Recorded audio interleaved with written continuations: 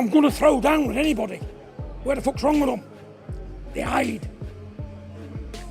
Definitely going to win. Nobody wants to see that, do they? Who wants to see somebody beat up somebody else? That's a form of bullying, isn't it?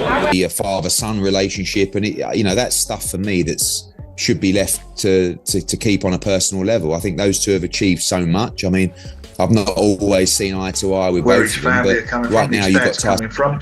However, it's Tyson's decision, and if he's going to come back, he's fighting in a couple of weeks' time. I'd much rather he does it now than sits around for 4 or 5. Does it? His powers won't be the same. He's not got a lot of miles on the clock. We will see. I mean, I think the big thing with John, what upsets John, is the training. Raw deal, I think. But I say it, I'm truthful. They should have had more brains. It was a fucking pathetic move. It really was. Hey, listen, look, he comes from Emmanuel Stewart. Emmanuel Stewart is one of the best trainers ever in the world. So, the guy knows his job. And you know what it is? All trainers need maximum credit. And I give credit to any trainer. It's not an easy job, this. So, no, the man's obviously talented. He knows his fighters. John Fury fires back after Peter Fury calls him a disgrace. John Fury has now hit back strongly, claiming that Peter Fury is trying to distance him from Tyson Fury and turning his own son against him. He suggests Peter is influencing Tyson behind the scenes and playing a role in their broken relationship. This adds more tension to the already emotional family divide, with John holding Peter responsible for the fallout and ongoing rift within the Fury camp. That's what this man. I'm the real deal, mate. The fucking real deal. But I'm telling you, tried and tested, done that time for violence. Years in prison from being a pup. And you think these spunk bubbles are going to bother? Peter Fury addresses the criticism coming from John Fury by stressing that Tyson Fury's comeback was entirely his own decision, not influenced or controlled by anyone else. He defends the current training setup under Sugar Hill Stewart, highlighting that Sugar Hill is an accomplished trainer in his own right and not just living in anyone's shadow. You know what? I really don't care. I don't look at it. I'm not interested in it. I'm interested when fights are signed on a line and they're getting it. Tyson Fury here clarifies the debate around his coaching influences, making it clear that Sugar Hill Stewart is his own man and should not be compared or reduced to Emmanuel Stewart's legacy. He acknowledges Emmanuel's legendary impact, but strongly credits Sugar Hill for building his own identity, training philosophy, and producing world-level champions in his own right. I know a lot of people keep going on about Emmanuel, the influence he had on me and all this sort of stuff, but Sugar Hill is his own man, and I'll be the first person to stand up and say Sugar Hill is not Emmanuel Stewart. Sugar Hill is Sugar Hill. He's his own man, and he's made his own way, and he's had his own fighters, he's had his own world champions, and he's about to have an heavyweight champion of the world. So yeah, he's his own man. He's very like Emmanuel, characteristics and that. Eddie Hearn highlights the long-standing bond between John Fury and Tyson Fury, noting John's important role in Tyson's training journey despite working with other top trainers like Sugar Hill Stewart and Ben Davison. However, he also points out that a clear breakdown has now occurred between father and son, though the exact reason remains unknown. Hearn emphasizes that such personal fallouts are always unfortunate to see in boxing. I didn't know, they've always been very close, and John's always been a big part of the training team. I know he's had his trainers in Sugar Hill and Ben Davison, but John's his dad, and he's been a big part of the journey. And for some reason, I don't know why, it's not my business, but they've clearly fallen out.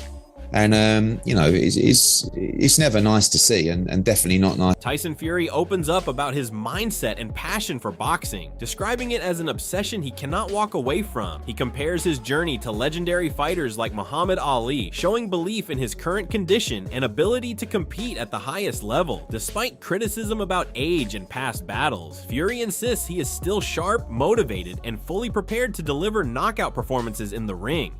But it's more of an obsession for me anyway. It might be different for the other fella, but for me, it's like an obsession that I can't leave alone. It's like that risky love affair. Like I said before, it's like that risky love affair. Carl Frosch delivers a very strong and emotional reaction, criticizing John Fury and calling his behavior an embarrassment and attention-seeking. He questions his credibility as a fighting man, while also dismissing the public drama surrounding him. Despite the harsh words, Frosch shifts focus back to Tyson Fury, noting that he appears relaxed, in good condition, and mentally ready after his retirement decision. I'm not an ass kisser. Yeah. I'm a straight man. I'm a straight man. But you're serious about it though, aren't you? Serious.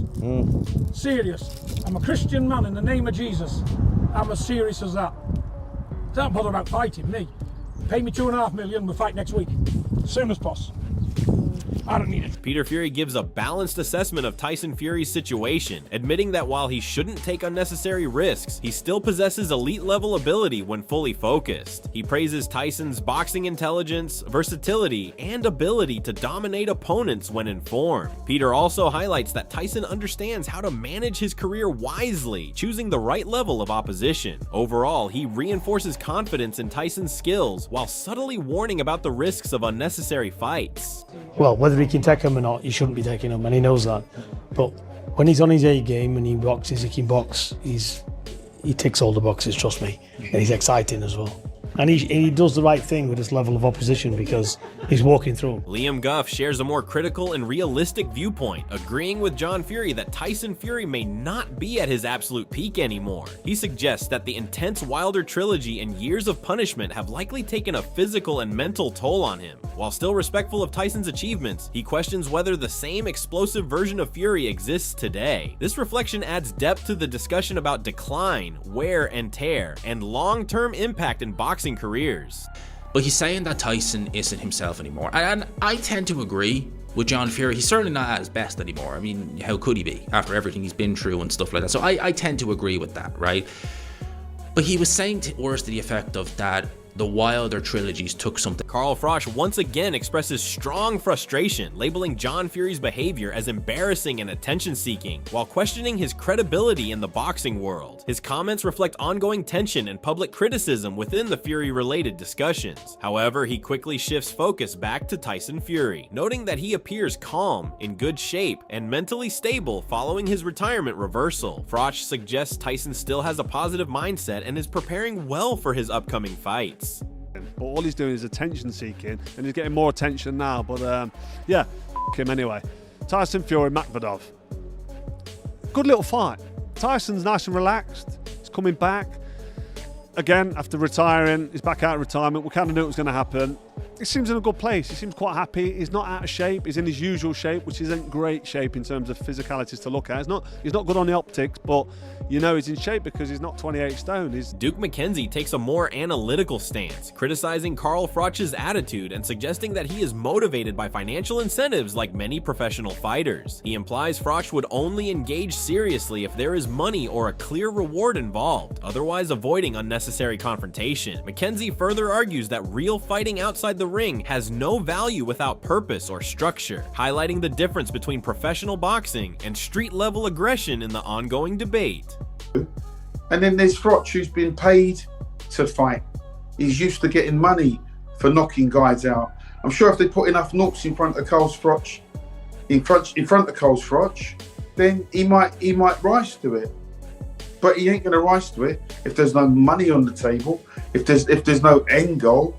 If you want to punch up, you can go out in the street and have that any day of the week. The Wade Plamnays criticizes John Fury, arguing that his physical fitness and age would not allow him to perform effectively in a real fight situation. He suggests John would struggle with stamina and likely gas out within the first few rounds, especially against someone like Carl Froch. While acknowledging his confidence, the overall tone dismisses his fighting ability and highlights the gap between talk and actual physical performance in a competitive boxing environment. Coming in raw? What is he talking about? Say to him, let's do it tomorrow. Set the show up tomorrow. Because I'm always fit. And I can, you know what? I can run 3 mile straight after it to back for 20 minutes with no gloves on. And then I'll go on the floor for 5 minutes. I'll do it every day. Does age not... John would... I love this, dude. I love that John is just so confident in himself. He would gas inside of 2 rounds. 2 rounds. But if he even made it 2 rounds with Carl Froch, he would gas probably in the first round. He's 60 years old. I'm not saying he couldn't hobble about for 4 rounds or something, but he would be gassed inside of 2. because the way that John runs is... Frank Warren clarifies that Tyson Fury's comeback was not encouraged or requested by anyone else, stressing that it is entirely Tyson's personal decision. He points out that Fury is financially secure and does not need to fight, which makes his return purely passion-driven. Warren also highlights that Tyson is in strong physical condition and fully focused. Despite understanding concerns from his family, he respects Tyson's independence and commitment to continuing his boxing career. I'm sure Tyson prefer that not to be said, and I'm a big believer. You keep you haven't got to tell the world what you got to say to your family, yourself, and Shane Fury discusses the mental and emotional side of elite boxing, explaining that once fighters achieve success, material things like money, luxury, and fame lose their excitement. He suggests that top athletes often feel empty after reaching the peak, searching for something meaningful to keep them going. In Tyson Fury's case, this mindset may be one reason he continues to return to boxing, as the sport still provides him purpose, challenge, and mental stimulation. The thing is there's nothing more left in life for these boxers. When these great boxers what's completed the game and they've got everything, what else can Tyson do?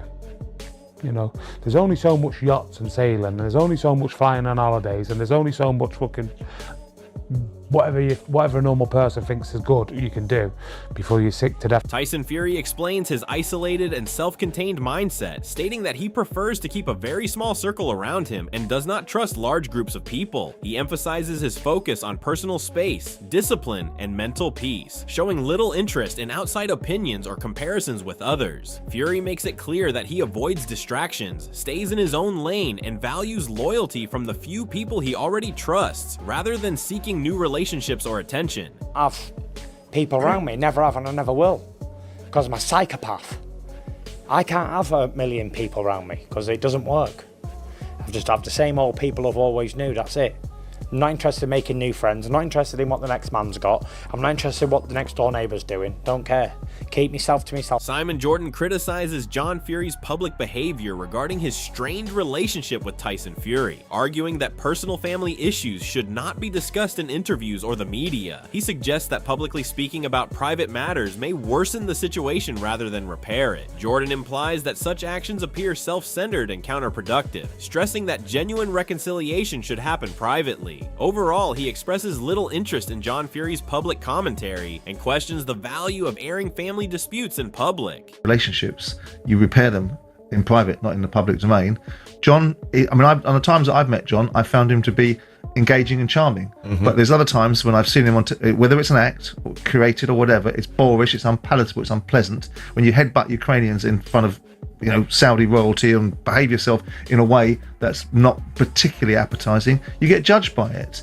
So with due respect to the fact it's a scoop for these guys, I'm not hugely interested in John Fury's. Darren Till openly criticizes John Fury, describing him as a bully and questioning the image he presents as a fighting man. He expresses disbelief in John's public persona, suggesting that the tough attitude and aggressive talk do not match reality. Till's comments reflect ongoing controversy around John Fury's behavior and the way he conducts himself in interviews and public appearances. By rejecting his image, Till adds to the wider debate about authenticity in boxing personalities, where words and actions are constantly under scrutiny. Overall, his statement fuels the tension and keeps John Fury's reputation under heavy criticism from fighters who challenge his credibility and the way he represents himself in the combat sports world. I think he's a bully, John Fury.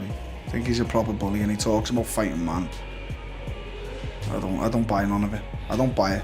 Joe Egan strongly challenges John Fury, questioning why he would avoid stepping into a boxing ring to settle disputes in a fair and honorable way. He expresses confidence that he would not be intimidated and believes he could handle himself either in a barn fight or an official boxing match. Egan insists that strength should be proven through action, not words, and criticizes what he sees as hypocrisy in calling others fake or fraudulent. His comments highlight deep frustration and personal rivalry, suggesting unresolved tensions and ego clashes within boxing circles. Overall, Egan's statement reinforces the idea that respect in combat sports must be earned through direct confrontation rather than public insults or accusations.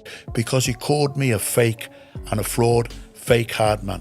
I will show him how much of a fake hard man I am. man I am. He's the one that's shying away from the fight. This heated back and forth between fighters and boxing personalities shows how deep the tensions around John Fury and the Fury family have become, with strong opinions coming from all sides of the combat sports world. From criticism of his behavior to debates about respect, legacy, and authenticity, the situation continues to divide fans and experts alike. Tyson Fury remains at the center of it all, balancing personal life drama with his professional comeback ambitions. If you enjoyed this breakdown and want more boxing drama, heated interviews, and real fighter reactions, make sure to like, subscribe, and turn on notifications for the next update.